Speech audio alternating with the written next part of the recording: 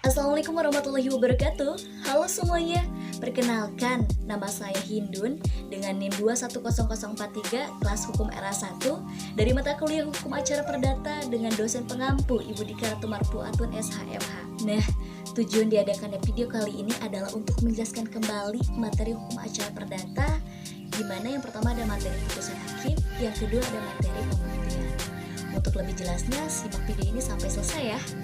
Baik, kita akan menjelaskan materi yang pertama, yaitu putusan hakim. Putusan hakim ialah suatu pernyataan yang oleh hakim sebagai pejabat negara yang diberi wewenang untuk itu diucapkan di persidangan dan bertujuan untuk mengakhiri atau menyelesaikan suatu perkara atau sengketa antara pihak-pihak. Nah, jadi putusan ini adalah perbuatan hakim ya, sebagai penguasa atau pejabat negara. Di dalam isinya itu ada sistematika putusan yang dimana terdiri dari 4 bagian. Yang pertama ada kepala putusan, kedua ada identitas para pihak, yang ketiga ada pertimbangan, dan yang terakhir ada amar. Kemudian ada jenis-jenis putusan menurut pasal 185 ayat 1 HIR membedakan antara putusan akhir dengan putusan selah. Oke, baik, kita akan jelaskan putusan akhir terlebih dahulu. Nah, putusan akhir ialah putusan yang mengakhiri suatu sengketa atau perkara dalam suatu tingkat peradilan tertentu. Nah, sifat dari putusan ini ada 3. Yang pertama ada putusan adil, yang kedua ada putusan eksekutif, dan yang terakhir ada putusan deklaratoria.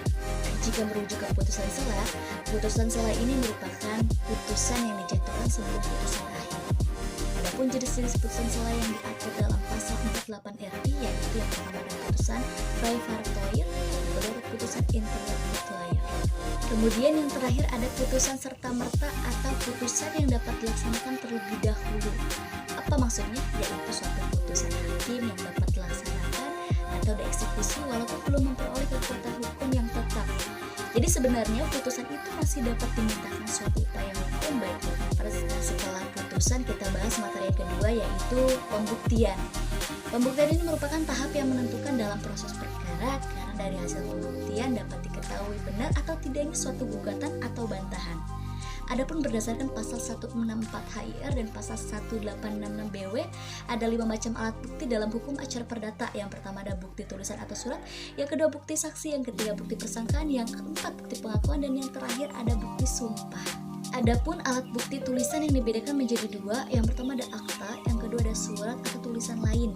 Adapun akta dibedakan menjadi 2 juga ya, yang pertama ada akta autentik dan akta di bawah tangan. Nah, kemudian tentang bukti-bukti. Nah, yang pertama ada bukti saksi. Menurut ketentuan pasal 1895 BW dinyatakan pembuktian dengan saksi diperkenankan dalam segala hal kecuali oleh peraturan perundangan yang ditentukan lain. Sedangkan yang kedua ada bukti persangkaan. Persangkaan ialah kesimpulan yang ditarik oleh undang-undang atau oleh hakim dari peristiwa yang diketahui ke arah peristiwa yang belum diketahui. Kemudian ada bukti pengakuan, ialah suatu pernyataan dari seseorang yang membenarkan tuntutan orang lain seluruhnya atau sebagian atau sikap dalam seseorang terhadap tuntutan orang lain.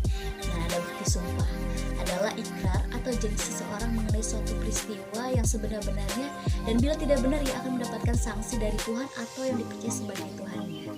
Nah, itu aja yang bisa saya sampaikan. Dengan harapan apa yang saya sampaikan, teman-teman bisa memahami dengan baik, dan teman-teman juga bisa mengaplikasikan materi presentasi kali ini atau pemaparan video kali dalam kehidupan kita sehari-hari. Saya juga mengucapkan terima kasih kepada teman-teman yang sudah menyimak dan mendengarkan. Sekian dari saya, terima kasih. Wassalamualaikum warahmatullahi wabarakatuh.